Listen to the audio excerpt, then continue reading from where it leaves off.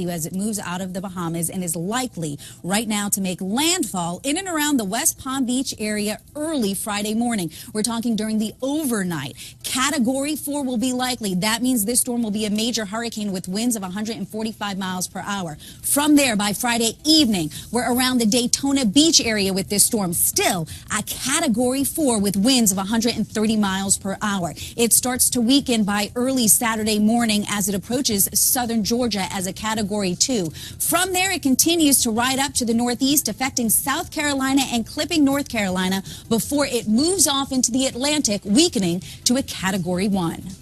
And this is the mean sea level pressure thing that I'm talking about. If you'll notice, it's like it wraps all the way around and then it comes down. And then now it seems to be connecting with Matthew. That's unheard of. That is just wild, weird, wacky, giant, angry water and wind dragon. Holy crap. And what is this? And this? No. This is a Thor News presentation. Deal with it.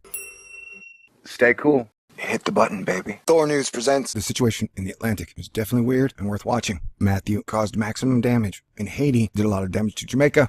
The Bahamas got creamed, and now Florida and the American East Coast are under the gun. That's not good. I'm sorry, but it looks like it's head straight for Florida. It's definitely landfall. Those models should be fired, for sure. Models are behaving badly. This is no laughing matter. Lives are at risk. There could be deadly storm surge, extreme flooding, and depending on the category, when Matthew hits, deadly winds. And things have been weird all over. Winds are running at about 120 miles an hour. Matthew has strengthened, Category 4, and with hot waters in these areas, look for them to strengthen for sure.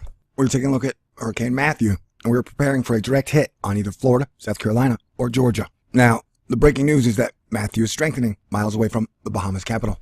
Now, Matthew has not been predicted to really have major effects on Florida until Thursday night because he has been traveling slow at 5 to 10 miles an hour. This is our buddy Matthew here, but it looks like he's grown some frontward extensions. Now, after watching him for a while, his parts have been popping up all over the place. And so there's Matthew right there. Looks like a weird kind of space duck, but he's very dangerous. Take this seriously. I use humor to deal with my nervousness and my fear, so please bear with me. That's Nicole. This thing I believe is still unnamed, as is this one.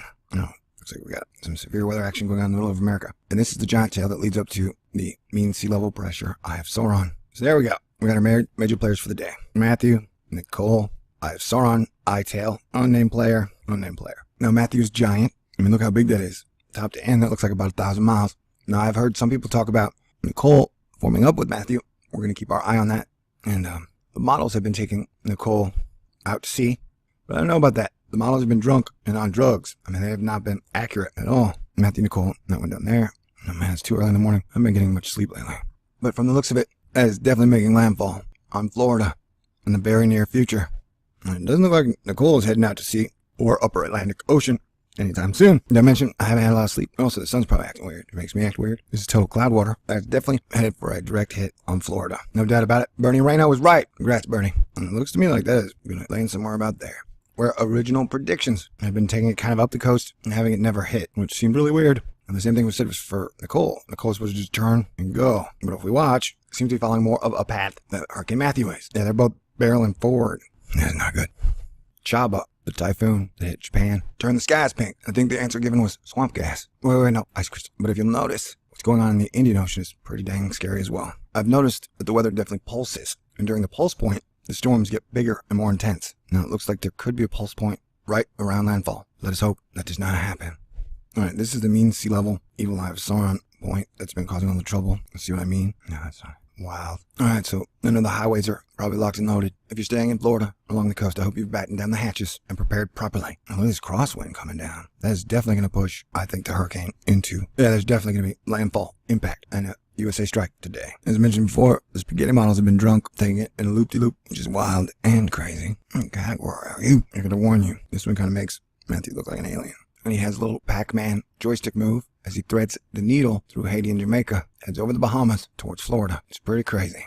Well, God bless everyone. Our prayers are with you. What are we looking at now? Storm surge. All right. By the looks at this, 9 to 10 feet in some parts. I gotta admit, I'm colorblind. This is tough for me. You're gonna have to tell me. That is storm surge, our biggest concern.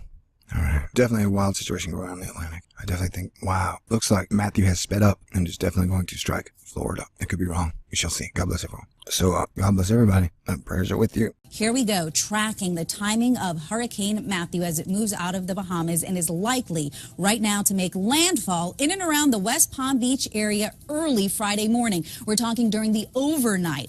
Category 4 will be likely. That means this storm will be a major hurricane with winds of 145 miles per hour. From there, by Friday evening, we're around the Daytona Beach area with this storm. Still a Category 4 with winds of 130 miles per hour. It starts to weaken by early Saturday morning as it approaches southern Georgia as a Category 2. From there, it continues to ride up to the northeast, affecting South Carolina and clipping North Carolina before it moves